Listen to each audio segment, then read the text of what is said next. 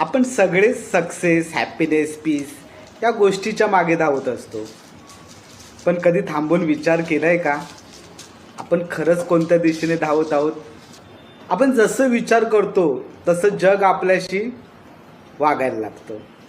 जर तुम्ही रोज स्वतःला सांगत असाल माझ्याकडनं काहीच होत नाही, माझं नशीबच खराब आहे, तर तुमचं मेंदूही तसंच मानायला लागतो.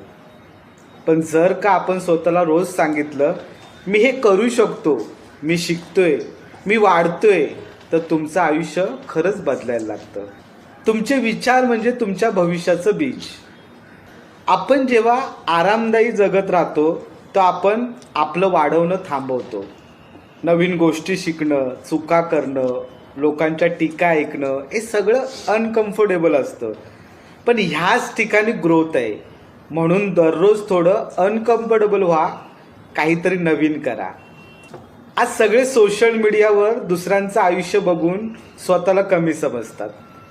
पण खरं समाधान तेव्हा मिळतं जेव्हा आपण स्वतःशी कनेक्ट होतो.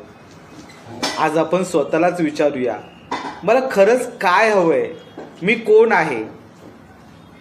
मित्रांनो, आयुष्य बदलण्यासाठी मोठी क्रांती करायची गरज नाही. फक्त एक छोटा विचार, एक छोटं पाऊल आणि आयुष्याची दिशा बदलते.